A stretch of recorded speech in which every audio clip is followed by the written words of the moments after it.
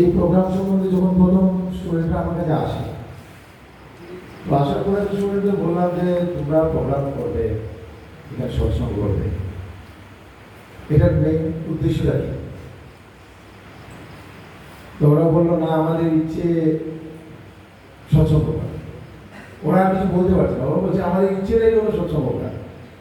আমি বললাম সৎসঙ্গ তো আইরুমারাতেও হয়, হ্যাঁ, শিবচরে তো রুজি হচ্ছে, কত সৎসঙ্গ হচ্ছে, আমাদের ইউনিভার্সিটিতে সৎসঙ্গটা কি কি মানে বিষয় কি? তারপরে ওরা বলতে পারছে না।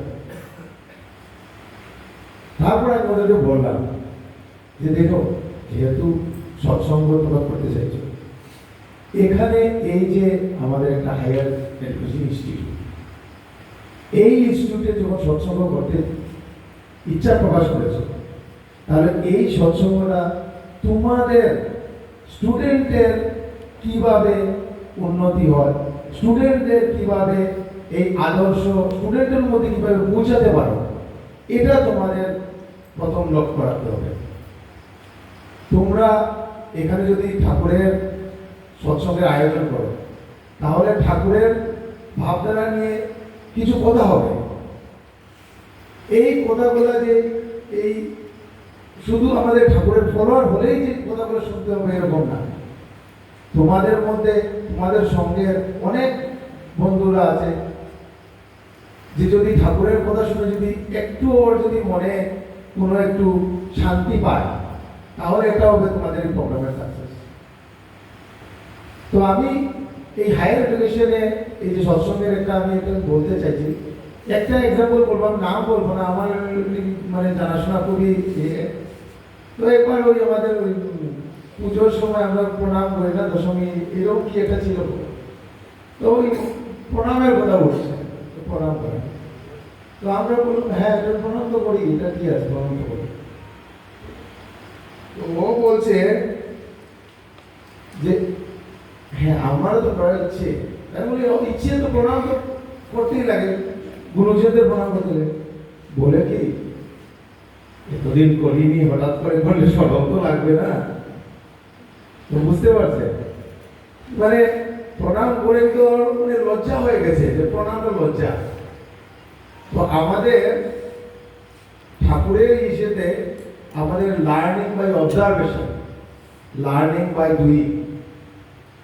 আমরা যতক্ষণ নিজে না করবো কিছু, আমরা উপলব্ধি করতে পারবো না। আর আরেকটা প্রবলেম হলো যে আমাদের হায়ার এডুকেশনের ইয়েগুলাতে, শুধু আমাদের আসাম ইউনিভার্সিটি না, সব জায়গাতে, যে আমরা যখন নিজে ডিগ্রি নিয়ে নিই, আমরা ধরে নিই যে আমরা নিজেদের ভ্যালুসগুলো আমরা নিজে কন্ট্রোল করতে পারবো। আমাদের অনেস্টি, এটা আমি কন্ট্রোল করতে পারবো, আমি শিক্ষিত, আমি উচ্চ শিক্ষিত, আমার রেসপন্সিবিলিটি আমি একদম পুরো বুঝি। কিন্তু দেখেন সোসাইটিতে যত বড় মানে অসৎ কাজ হচ্ছে, এগুলো কিন্তু এই ইন্টেলেকচুয়াল মাইন্ডগুলাই করছে। তো হয় কি, কেউ বলে যে ধর্মটা যারা পিছিয়ে পড়া মানুষ ওদের জন্য ধর্মটার দরকার, উচ্চশিক্ষিত মানুষের ধর্মের কি দরকার, ও তো নিজেই সেলফ সাফিসিয়েন্ট। কিন্তু আমি একটা ছোট এক্সাম্পল বলছি, যখন আমরা কোনো রকেট আমরা আকাশে পাঠাই, এই যে আমরা দেখি ইসরো সাকসেস পেয়েছে, নাসা সাকসেস পেয়েছে, আমরা দেখি তো, কিন্তু পিছনে যদি খবর নেন দেখবেন কতটা ফেল হয়েছে। যখন আমরা কোনো ভিড়ের মধ্যে থাকি তখন আমরা পড়বো না, কারণ একজনের গায়ে লেগে আরেকজনের ধাক্কাকে কোনোভাবে আমরা টিকে থাকবো। কিন্তু যখন আমরা উপরে উঠে যাব, তখন কিন্তু আমাদের আর সাপোর্টের জন্য এমনিতে আমরা কাউকে পাবো না। তখন যদি আমাদের কোনো গুরু, কোনো আইডল যদি আমাদের সঙ্গে থাকে, তাহলে আমরা আমাদের যে জীবনের ভ্যালুস যেগুলো, যে আমরা কি করলে আমরা সৎ পথে চলতে পারি, এইগুলা আমাদের সব সময় আমাদের এগুলা রিফ্রেশ হতে থাকবে।